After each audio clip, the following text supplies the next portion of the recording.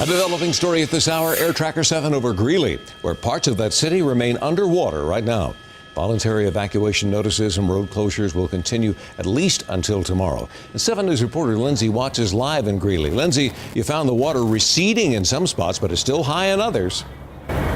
Mike, just like yesterday, we have people swimming and boating in the road behind me. One woman not letting a little water stop her from walking her dog. The water here on 4th Avenue gets a good 1.5 feet deeper than where I am here. For some, this is like nothing they have ever seen in their lifetime. I was like, how could a fish get on the street? Fishing from your front yard, perhaps the only upside of having a lake of water suddenly around your home. He saw something jumping and I looked. It just popped up out of nowhere. The boy's grandfather, Greeley City Councilman Charles Archibald, says he has seen it worse than this. I've seen it clear up to here. But that was 3 decades ago. This time, the floods and the fish stayed just beyond his property. I think we got the peak of it last night. And it hasn't gone down too much yet today, but we're hoping it starts to go down now. New road closures went into effect this morning, including around Island Grove Park, where there's about 1 foot of water on some of the fields. So I've seen the flood since '83 up to now, and there's water in places that we have not seen before.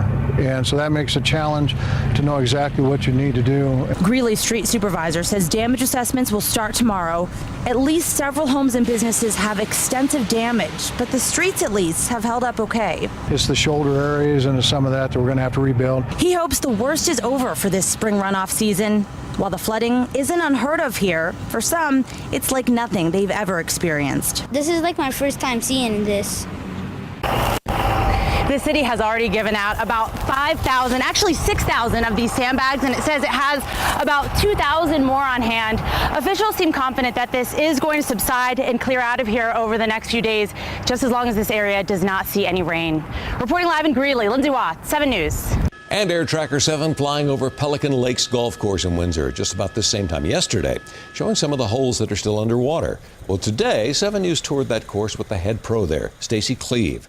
The Poudre River cuts right through the middle of the course. That makes it a premier water course when it's not closed due to flooding. KLEVE is telling 7 News that while 5 holes are still underwater, the rest of that 27-hole course is okay.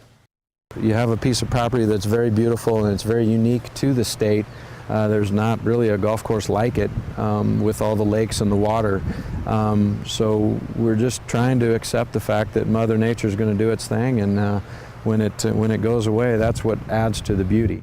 Pelican Lakes has been closed since Memorial Day because of the flooding. They are hoping to reopen by June 14th for their annual member tournament there, and no homes on that course are threatened by flood waters at this point.